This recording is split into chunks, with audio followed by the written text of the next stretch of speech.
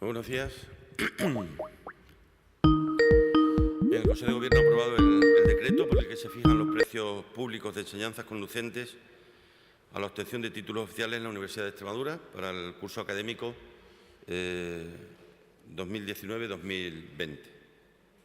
Ahí incluimos nuestro compromiso de bonificación de la matrícula a los estudiantes de la Universidad de Extremadura, que consiste en bonificar el 99% del importe de los créditos correspondientes a las asignaturas aprobadas en el curso académico precedente, en el caso de los grados, o hasta en los dos cursos inmediatamente anteriores, en el caso de los másteres. En la práctica, esto significa que los alumnos de primero que se matriculen y aprueben pueden tener la matrícula gratuita en el segundo curso. ¿Quiénes son los beneficiarios? Pues la bonificación de los créditos de las matrículas será para todos los estudiantes que hayan aprobado durante el curso anterior cuando hayan iniciado sus estudios. 5 millones de euros es el presupuesto que tenemos para esta medida. Igualmente, el Consejo de Gobierno ha aprobado el convenio entre la Universidad de Extremadura, la Consejería de Sanidad, el SES y la Consejería de Economía para la creación del Instituto Universitario de Investigación Biosanitaria de Extremadura, el INUBE. ¿Con qué objetivo? Con el de fomentar, desarrollar e integrar la investigación biosanitaria de excelencia en nuestro entorno y la transferencia inmediata de estos conocimientos a la realidad clínica. Igualmente, hemos autorizado a Avante a formalizar el proyecto de apoyo financiero a la empresa Palacio Francisco de Godoy S.L. por un importe máximo de hasta 2.107.000, que, como sabéis, es la tasación que se ha hecho de la aportación que haríamos del edificio del Palacio de Godoy. Igualmente, hemos autorizado a Extremadura Avante a formalizar apoyo financiero a la empresa Natac Biotech por un importe máximo de 2 millones de euros, con el objetivo de financiar inversiones y puesta en funcionamiento de una fábrica de extractos e ingredientes de origen vegetal en Hervás. En segundo lugar, se ha autorizado a Avante a formalizar apoyo financiero a la empresa Carnes y Vegetales mediante participación en la ampliación de capital social. La ampliación total es de 3 millones de euros, aportando Avante el 40%.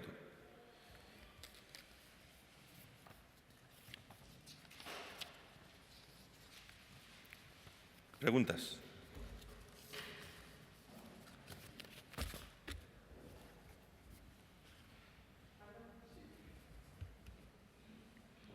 Buenos días. Simplemente, como lo ha dado tan de corrido, ¿se podría ampliar un poco más de esas autorizaciones de aportaciones de dinero para esos 3 proyectos? ¿Qué implica? Si sabe algo de empleos que podrían generar, no sé si hay algún tipo de información añadida. El proyecto del Palacio Godoy ya es conocido. Es un proyecto que consiste en la construcción de un hotel de 5 estrellas y que dará un empleo por encima del centenar. En los próximos meses será una realidad el poner en marcha todo el procedimiento administrativo para el conjunto de las autorizaciones. Ya se han dado pasos, como bien sabéis, por parte del Ayuntamiento y de la Junta para que así sea, ¿no? El proyecto Natac Biotech para fabricación de extractos e ingredientes de origen vegetal, ya se han iniciado las obras en la ciudad de Hervás y es un proyecto que dará de inicio y en la primera fase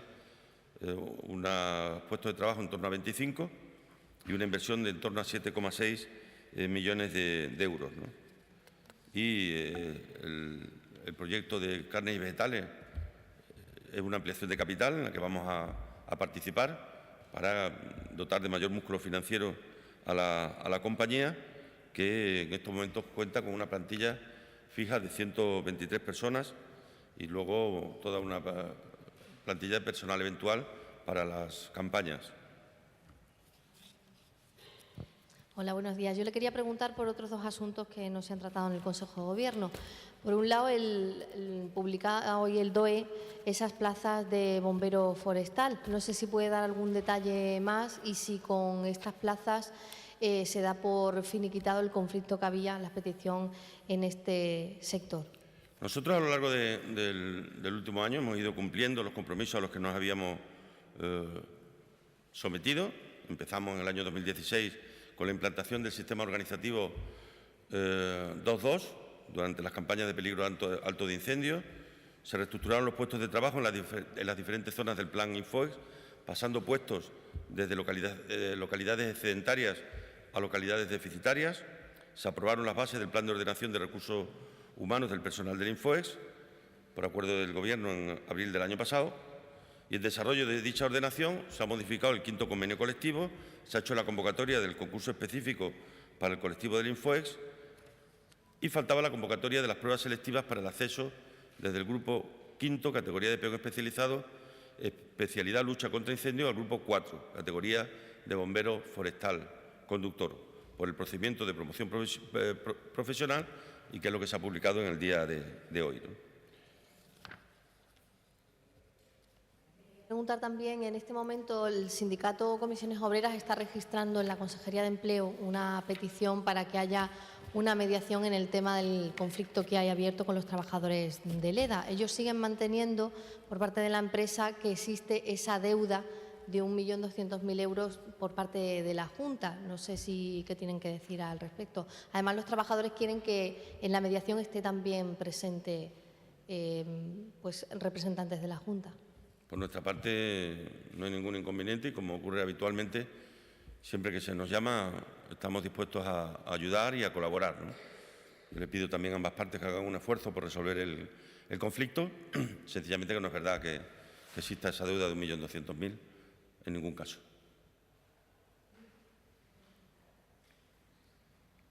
Presidente, dos cuestiones brevemente. La nueva reunión para intentar desbloquear el conflicto abierto laboral también en Ambulancias Tenorio. ¿Cómo valora este encuentro de este martes? Y, por otro lado, pues el Diario Oficial de Extremadura publica hoy también información, se somete a información pública al proyecto de la planta fotovoltaica Arenales en Cáceres. Valoraciones de estas dos cuestiones, rápidamente. Empezando por el final, esto va a ser así ya. Hemos dicho que a partir de ahora, en el entorno de los 1.000 megavatios año, se van a iniciar sus construcciones en Extremadura en los próximos años. Se iniciaron 1.000 el año pasado, se están iniciando 1.000 el que viene, este año, y se iniciarán 1.000 el que viene y 1.000 el siguiente, ¿no? Hasta que nos vayamos a esos niveles de inversión que puede ocurrir en los próximos 10 años, del entorno de los 8.000 millones de euros para 10.000 megavatios, de los cuales 8.000, 8.500 serán fotovoltaicos, ¿no? Me preocupa el hecho de que eso está ya arrastrando, me preocupa por una parte y me alegra por otra, obviamente, que está arrastrando empleo, que puede dificultar encontrar empleo para las campañas. Y en algún caso ya me llegan algunas dificultades que habrá que prever para el futuro, si, como parece, las cifras del desempleo van a estar por debajo de los 90.000 al finalizar esta legislatura. Podemos, si el sector energético sigue tirando en demanda de mano de obra, poder tener dificultades que tenemos que ir abordando e ir resolviendo, ¿no? La primera era... bien, hubo la reunión, se desconvocó la huelga, hay compromisos de contratación y de puesta a disposición de un mayor número de vehículos. Yo creo que por la vía del diálogo es por la que hay que intentar ir, ¿no? Y la obligación, obviamente, de la Administración es hacer que se cumplan los compromisos, ¿no? Sí, yo quería pedir una valoración. Hoy se están constituyendo las Cortes Generales, que es para esta legislatura, y sobre todo también de esa polémica que se ha generado de que haya políticos presos ocupando escaños. Bueno, cuando menos una situación anómala, ¿no? No estábamos acostumbrados que hubiera diputados electos que fueran a hacerse cargo de su acta de diputado procedentes de la cárcel. Pero esto no es una cuestión que sea de responsabilidad ni del país ni del resto de organizaciones, de alguien que decidió un buen día saltarse la ley y que la justicia ha actuado como actúa siempre contra quienes se saltan la ley, ¿no? No pueden tener más derechos que nadie, pero tampoco menos. Esa es la razón por la que el Tribunal Supremo ha estimado necesario el que puedan tomar posesión de sus actas de diputados, ¿no? Vamos a ver cómo se desarrolla la mañana y si en algunas ocasiones se producen algún tipo de comportamientos esperpénticos.